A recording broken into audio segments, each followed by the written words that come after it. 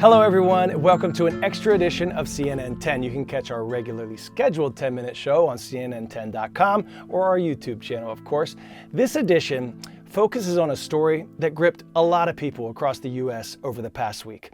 Conservative activist Charlie Kirk was shot and killed on September 10th on the Utah Valley University campus during an event for his Turning Point USA, a political organization that advocates for conservative politics. The assassination sent shockwaves throughout the nation and has quickly become one of the most divisive moments in modern U.S. politics. Kirk traveled to campuses across the country, promoting his culturally conservative views on topics like gun rights, abortion, and gender and sexual identity, all while encouraging others to debate with him on their views on such topics. Many of the debates turned very passionate at times, with both sides really trying to hammer home their beliefs. But on September 10th, Kirk was fatally shot. And what's worse, this tragic event, this senseless act of violence, was also far from an isolated incident. Kirk's murder was the latest in a troubling trend of politically motivated violence across the ideological spectrum.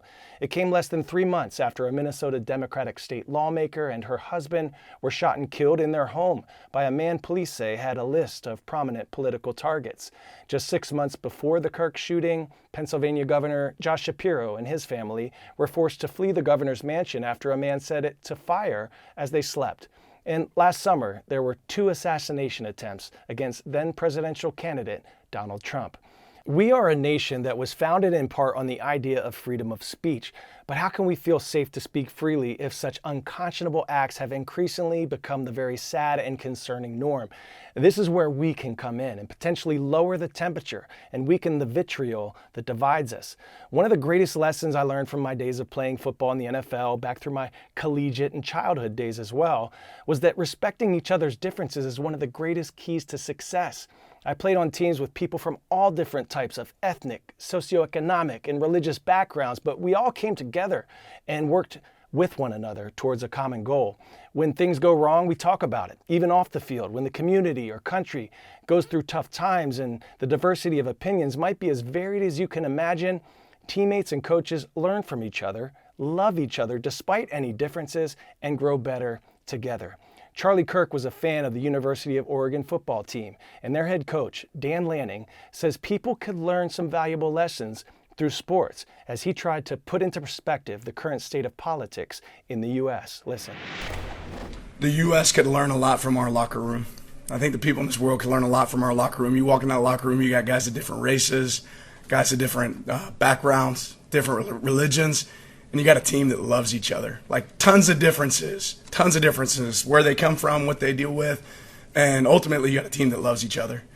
And I think we're missing some of that in our country. You know, you talk about, you recently found out like Charlie Kirk was a Oregon fan, right? I didn't know that. I hurt for his wife, Erica, and their kids. Like that sort of evil should never exist in our country. And that's what it is. It's evil. Like, but I remember having to explain that to my family. Right, I remember sitting down with my kids and explaining what happened, and they're talking about people talking about it at school, and it's just sad, right? But it's just as sad, you know, every day it seems like we deal with some sort of violence that's going on in our country, whether it's, you know, school kids in Colorado or kids in Minnesota at churches. I mean, life matters, you know, and I think we've lost sight of that, but I wish the world could learn a little bit of something from our locker room, because we got a bunch of people with differences. And what you got in there is a bunch of people that love there. And there's some people that'll be disappointed about how much I said about this, right? And there'll be some people that are disappointed that I didn't say enough, right? And I really don't care, right? What I do care about is if you disagree with me, if you hate me, if you don't like me, just know this: I love you. I absolutely love you, right? And life matters. And that's no way that Charlie should have experienced that. His family should experience that. There's no way that evil should exist in this world, and we have to continue to identify it and point it out and make sure that it's absolutely evil. There's no reason in the world that our kids, we should be worried about sending our kids to school. It's our most valuable commodity in the world. They should be protected. And the reality is there's just not a lot of common sense on both sides. Like common sense says, oh, it's mental health, right? Common sense says, oh, it's guns. You know what? It's both. Like, let's have some common sense. Our kids should be the most protected thing in the world, right? They should have armed guards at every school. Because there's sick people. There's sick people in this world, right? And on top of that, sick people need help. And it should be really hard for a sick person to have a gun. It should be really hard. right? And if people can't see that from both sides, how disappointing is that?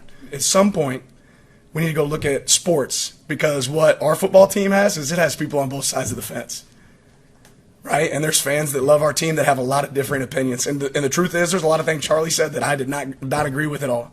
There's a lot of things he said that I did agree with. But what's disappointing is I can respect those differences, and somebody else couldn't. And they thought that they deserved to be God in that moment, and they didn't. Powerful perspective. The best teams, best workplaces, and tightly knit households learn from mistakes. When something bad happens, they come together and figure out a plan to mend and move forward together.